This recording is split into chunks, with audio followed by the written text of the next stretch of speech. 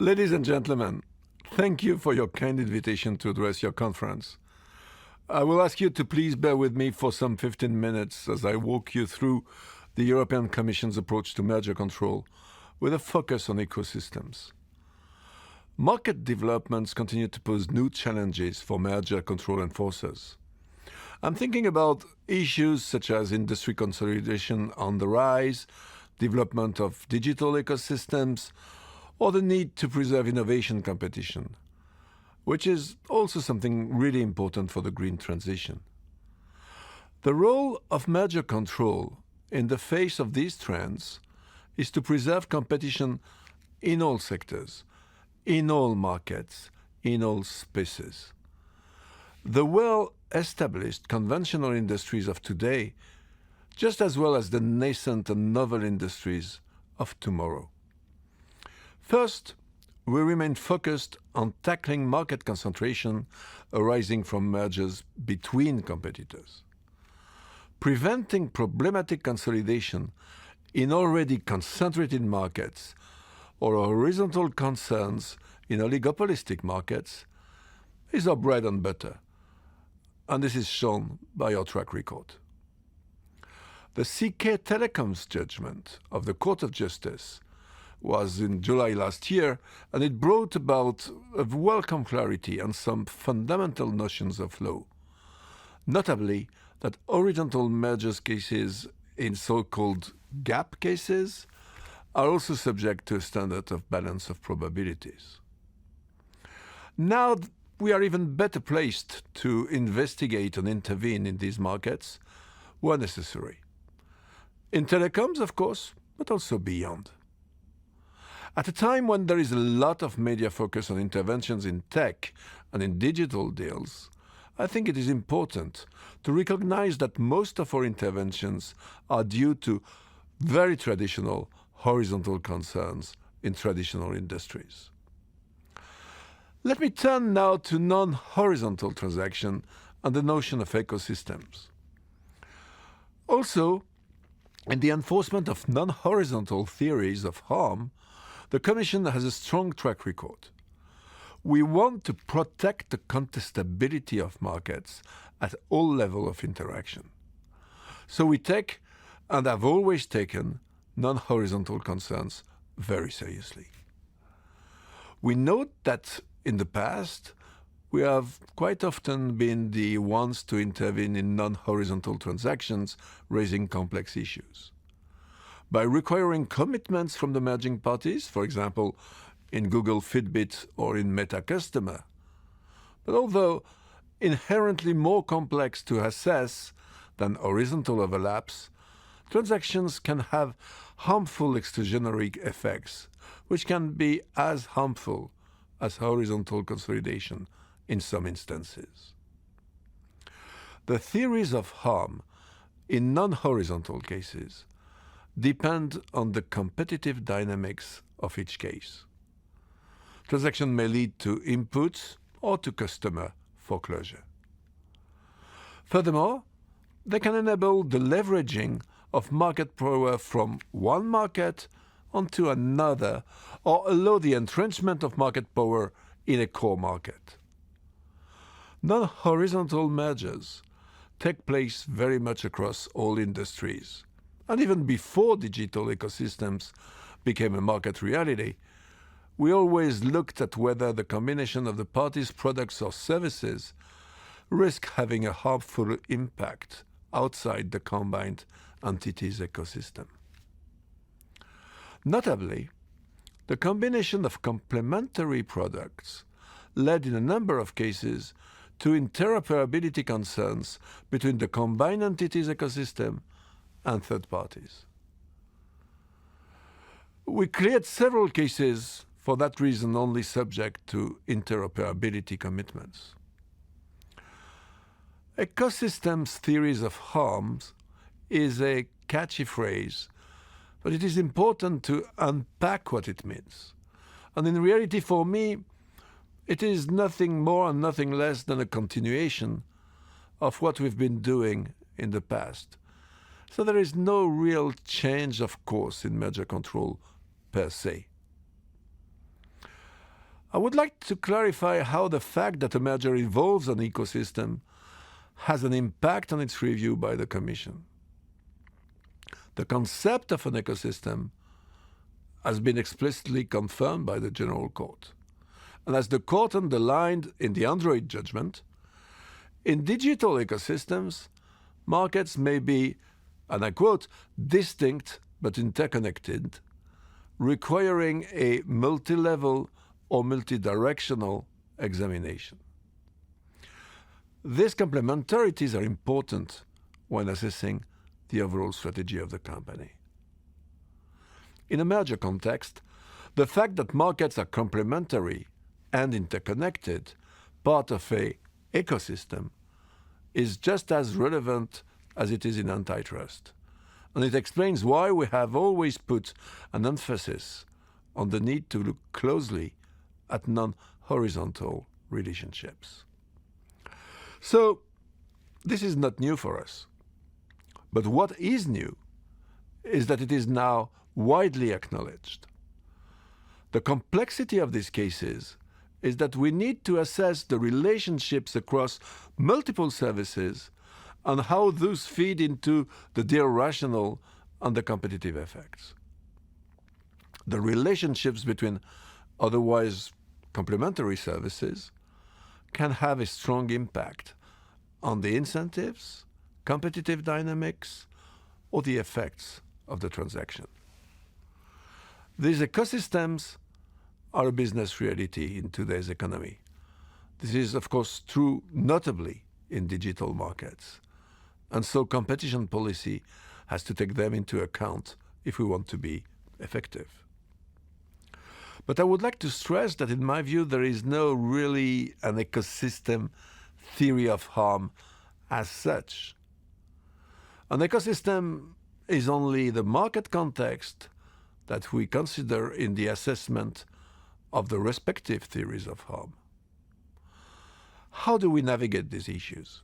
Well, in very broad terms, what we have seen in our investigations are both offensive and defensive strategies that both may be of concern. An offensive strategy would be where the acquirer uses the merger to leverage its market power from its core markets onto a new market, and thus expand its ecosystem and potentially foreclose rivals. A defensive strategy would be where the acquiring company acquires the target to protect its core market. And sometimes the defensive strategy serves to strengthen not just the core market itself, but also to reinforce the ecosystem as a whole. And this is especially if the acquiring firms holds a dominant position, of course. Then we need to assess whether the acquisition strengthens this dominance and deters entry or expansion, harms innovation, or establishes dominance in another closely related market. Most common is to assess whether there is likelihood of foreclosure. But there are also non-horizontal cases that harm competition despite the absence of a foreclosure conduct and/or a foreclosure strategy. Let me explain maybe in a few words what I mean by that. First, there can be an elimination of potential competition in a dynamic market. A dominant player takes over a target that is active at the margins of the dominant firm's activities. The target is not directly competing with the dominant firm today, but it has the potential to turn into a competitive threat in the future, either by itself or through the acquisition by another buyer. Second, it can be a question of access to sensitive information or data. And third, there can be an increase of barriers to entry or expansion, for example, through the aggregation of data or the acquisition of important assets, traffic, customer channels, and so on. So the key question is, when is an acquisition that adds something to an ecosystem problematic. Is it in all the cases, as I sometimes hear, that platforms could not anymore buy anything? Or case practice shows that not every acquisition that takes place in a digital ecosystem has the same impact. Some may raise issues, of course, but others not. And when there are concerns, some can be solved and others not. Each acquisition by an ecosystem needs to be assessed on the basis of the facts of the case and the underlying competitive dynamics. Let me give you examples. We found no concerns in the acquisition of MGM by Amazon or in the acquisition of Photomath by Google. In Amazon MGM, we examined the competitive impact of adding MGM's content to Amazon's existing ecosystem of audiovisual services and marketplace service products. And the Commission ultimately dismissed competition concerns because we found that first, Amazon lacked market power in video on demand subscription services, and second, MGM's content was of limited importance for the supply of audiovisual services, and third, it was unlikely to raise barriers to entry and expansion for the provision of marketplace services. In Google Photomath, we assessed whether Photomath and its addition to Google's ecosystem would raise competitive concerns. Prior to the transaction, Google had already acquired a similar online math homework and study help tool, so this kind of help, very similar, which was, however, not very successful despite of being part of Google's ecosystem. And this means that Google did not manage to leverage its market power from its core markets onto this market. We also found that the transaction would not strengthen Google's dominant position in its core market of general search services or in the App Store search. In addition, we concluded that the acquisition of Photomath would not result in generating significant additional traffic for Google, and the transaction would not significantly impact the prevailing network effects. In other words, in both cases, the acquired business was not an important channel onto the acquiring one. Other cases could be cleared subject to remedies. This is the case, for example, in Meta Customer, where we found an input foreclosure concern.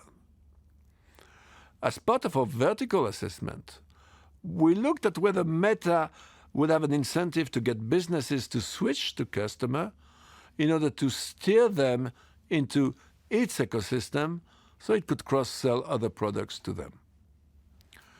The investigation revealed that Meta could indeed foreclose customers' close rivals, as well as new entrants, in customer relationship management software by denying or degrading access to the application programming interfaces for Meta's messaging channels.